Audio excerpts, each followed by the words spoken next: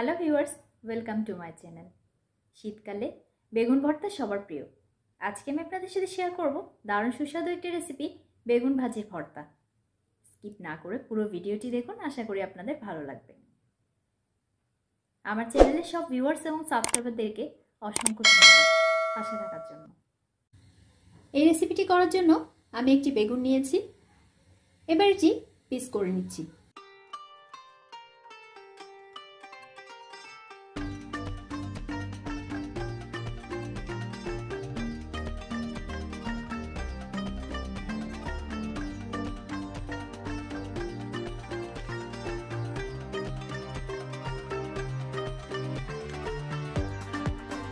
বেগুনটি আমি এভাবে পিস করে নিয়েছি। এবার 2/3 চা চামচ হলুদ গুঁড়া দিয়ে দিচ্ছি, 1/2 চা চামচ লবণ দিয়ে দিচ্ছি। এবার হলুদ লবণ দিয়ে বেগুন মাখিয়ে নিচ্ছি।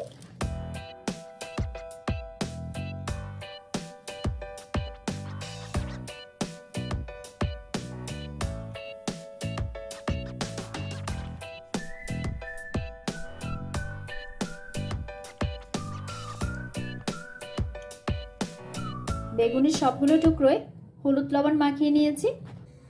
চুলায় একটি ফ্রাই প্যানে পরিমাণ মতো তেল গরম করে নিয়েছি। এবার বেগুনের টুকরোগুলো দিয়ে দিচ্ছি।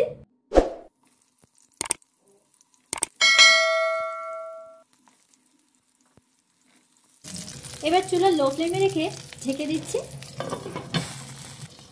2 মিনিট পর ঢাকনা তুলে অপর পাশটা উল্টে দিচ্ছি।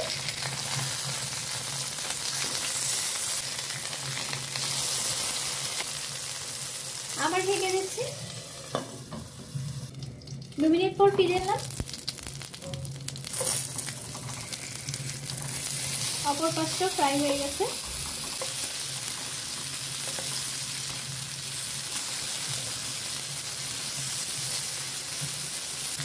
এবার ঢাকনা ছাড়াই আর একটু লালচে কালার করে ফ্রাই করে নিচ্ছি। ফ্রাই করা হয়ে গেছে। এবার আমি বেগুন ভাজিগুলো ফ্রাই প্যান থেকে তুলে নিচ্ছি।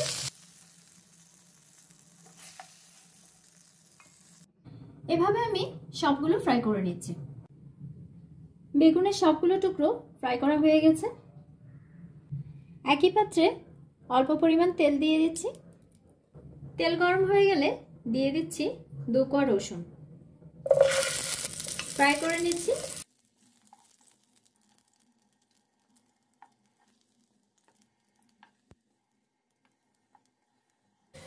রসুনগুলো হালকা ফ্রাই হয়ে গেলে দিয়ে দিচ্ছি টুকরো করে কাটা একটি টমেটো।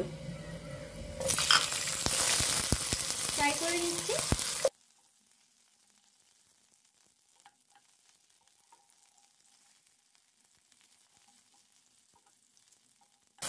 ফ্রাই করা হয়ে গেছে।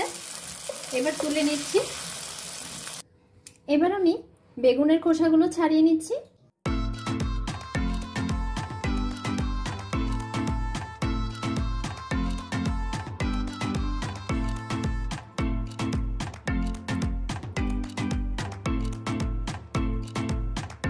সবগুলো খোসা ছাড়িয়ে নিয়েছি।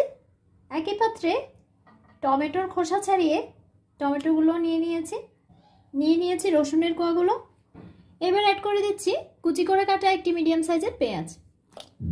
ছোট টুকরো করে কাটা 2টো কাঁচামরিচ অ্যাড করে দিচ্ছি। কুচি করে কাটা কিছু ধনেপাতা দিয়ে দিচ্ছি।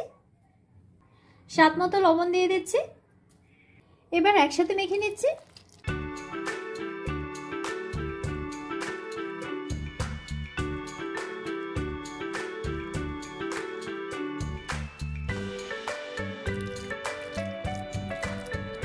মাখানো হয়ে গেছে। পরিবেশনের জন্য নেয়ার পরে উপরে ছড়িয়ে দিতে পারেন কিছু চিলি ফ্লেক্স।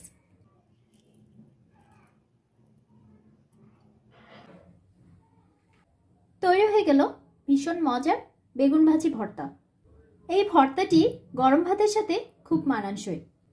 রেসিপিটি যদি আপনাদের ভালো লেগে থাকে তাহলে ভিডিওটি লাইক এবং শেয়ার করুন, আর সেই সাথে আমার চ্যানেলটি সাবস্ক্রাইব করে নিন। পাশে থাকা বেল আইকনটি ক্লিক করে দিন যাতে দারুণ সব রেসিপির নোটিফিকেশন পেয়ে যান।